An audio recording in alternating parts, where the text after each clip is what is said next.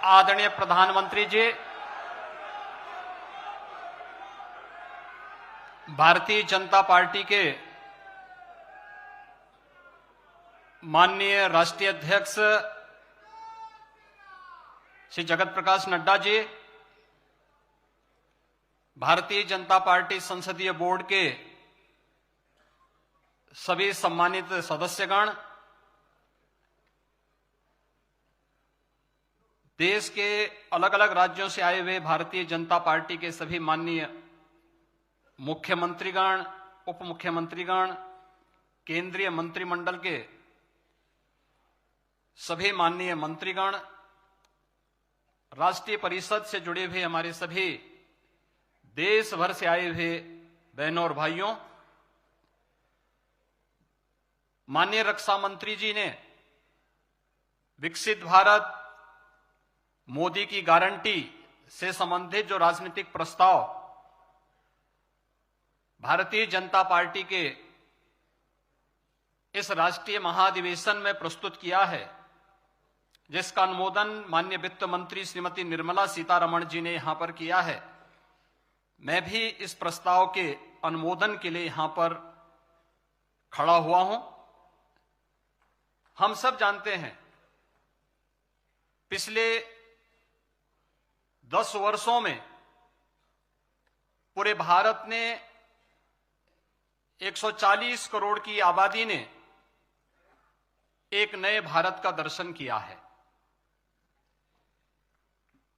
एक नया भारत, जहां पर भारत के हर नागरिक को दुनिया में सम्मान मिलता है, उसके पासपोर्ट की कीमत बढ़ी है। जिस भारत ने अपनी सीमाओं को सुरक्षित किया है, जिस भारत की आंतरिक सुरक्षा आज पूरी तरह सुरक्षित हुई है, जिस भारत ने सुशासन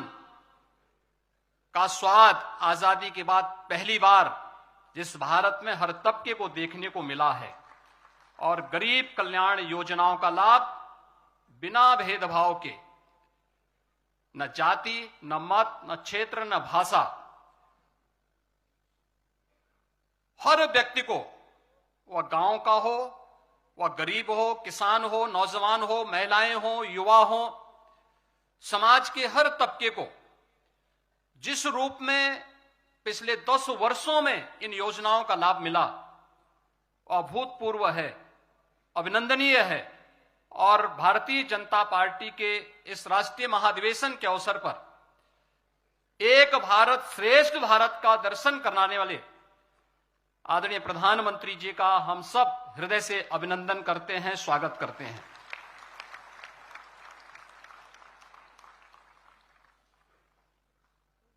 मैं चूंकि उत्तर प्रदेश से हूं, तो मैं वहीं से शुरुआत कर लेता हूं।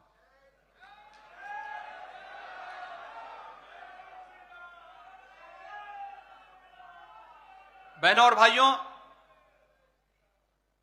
आदरणीय प्रधानमंत्री जी उत्तर प्रदेश से देश को नेतृत्व देते हैं और काशी विश्वनाथ धाम से जो यात्रा प्रारंभ हुई,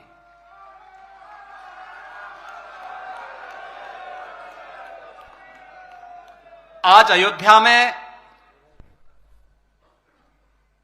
प्रभु श्री रामलला अपने भव्य और दिव्य मंदिर में 5 सदी के बाद पुनः विराजमान हो चुके हैं। हर राम भक्त, हर सनातन धर्मावलंबी इस घटना से प्रफुल्लित है और भारत को इस दिन की प्रतीक्षा सदियों से थी। भाव विभोर करने वाला यह क्षण आज अयोध्या में देखा जा सकता है। 22 जनवरी को भी और 23 जनवरी को भी हम लोगों ने देखा था, पूरे देश भर से आए हुए श्रद्धालु जो जहां से भी आया, क्या भावनाएं थी और किस रूप में उमड़ती हुई दिखाई दे रही हैं।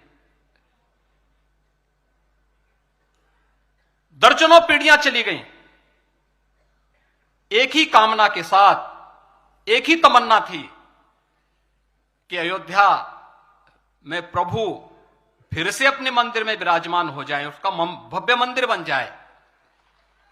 किंतु प्रतीक्षा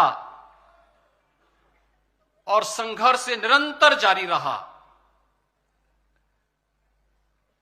श्री राम जन्मभूमि संभवतः विश्व में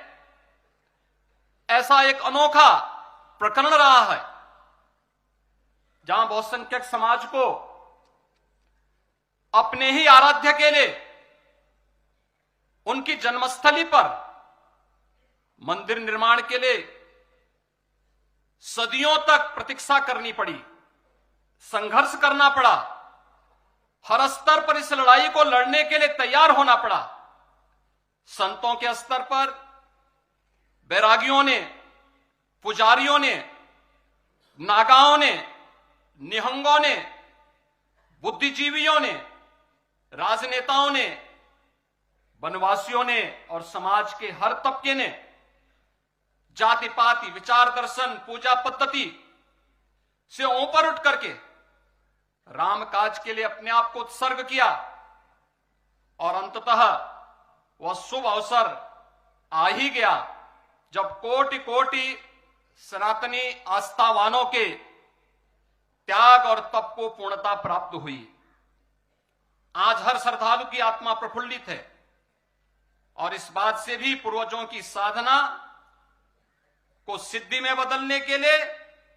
और मंदिर बनाने का जो संकल्प था और जहां संकल्प था मंदिर वहीं पे बना है, इसके लिए भी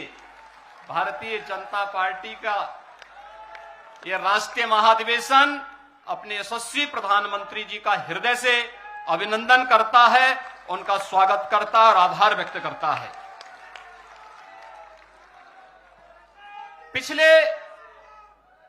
10 वर्ष के अंदर पूरे देश के अंदर विकास की जो गति बढ़ी है, अगर उसकी स्पीड आप देखेंगे तो हम सबको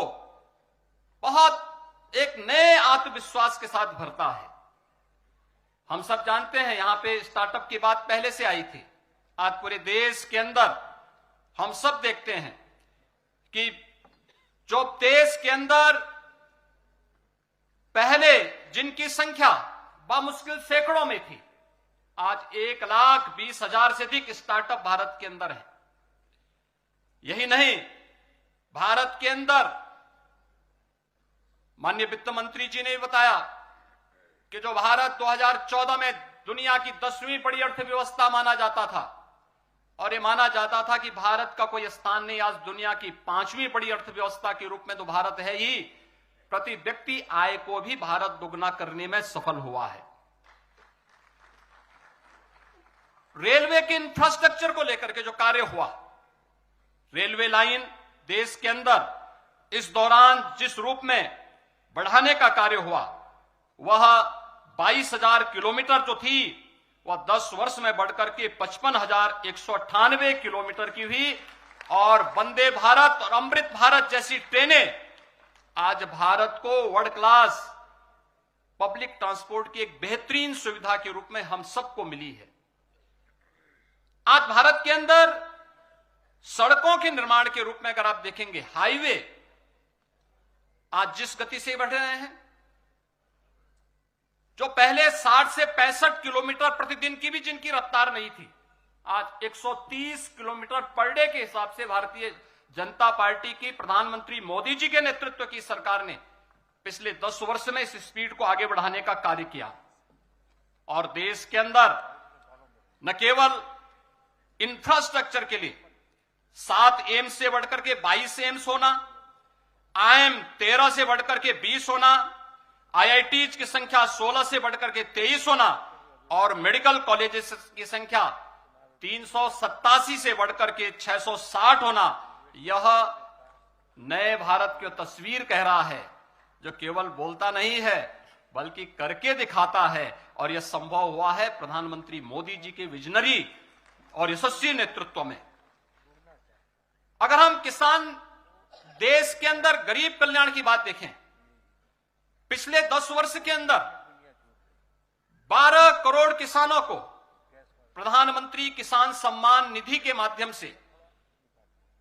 उन लोगों को लाभान्वित करने का कार्य किया गया।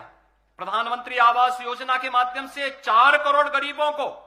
बिना भेदभाव के आवास की सुविधा प्राप्त हुई। प्रधानमंत्री उज्ज्वला योजना में 10 करोड़ से अधिक गरीबों को निःशुल्क रसोई गैस के कनेक्शन उपलब्ध होते हैं। उज्ज्वला योजना में स्वच्छ भारत मिशन में 12 करोड़ गरीबों के घर में शौचालय बनकर के उन्हें स्वस्थ होने की गारंटी भी दी जाती है और नारी गरिमा की रक्षा भी इसके माध्यम से की जाती है। जनधन अकाउंट में 52 करोड़ से अधिक गरीबों के अकाउंट खुलते हैं। सौभाग्य योजना में 3 करोड़ से अधिक गरीबों के घर में यह सुविधा उन्हें उपलब्ध करवाने का कार्य किया जाता है। प्रधानमंत्री जीवन ज्योति बीमा में 19 करोड़ से अधिक, प्रधानमंत्री स्वनिधि योजना में स्ट्रीट वेंडर में 65 लाख से अधिक स्ट्रीट वेंडर। पहली बार गरीब पटरी व्यवसायियों के हित के बारे में किसी सरकार ने कार्य किया है, सोचा है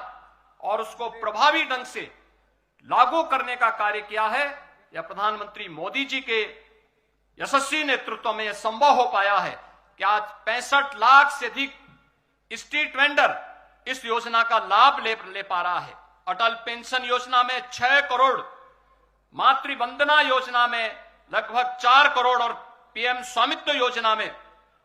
देश के अंदर लगभग 1.5 करोड़ गरीबों को जहां पे उसका आवास है वहीं पर उसे मालिकाना अधिकार भूमि का प्राप्त देने की गारंटी, यही मोदी की गारंटी है। और इस अवसर पर हम कह सकते हैं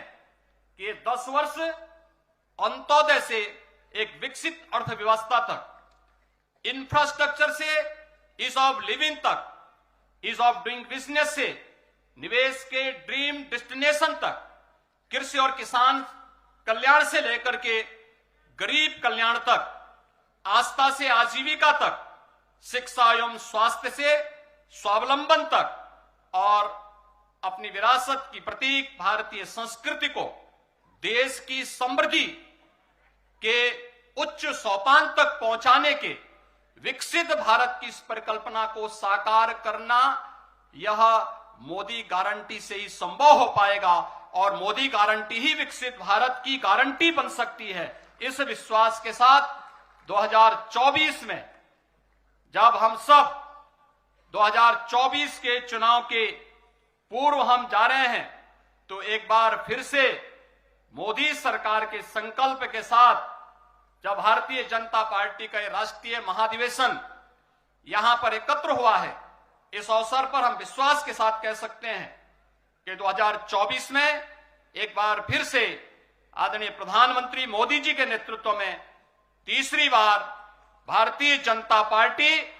और एनडीए मिलकर के 400 पार का लक्ष्य अवश्य प्राप्त करेगी। इस विश्वास के साथ मैं माननीय रक्षा मंत्री जी के द्वारा प्रस्तुत इस राजनीतिक प्रस्ताव का अनुमोदन करता हूं। धन्यवाद। जय हिंद।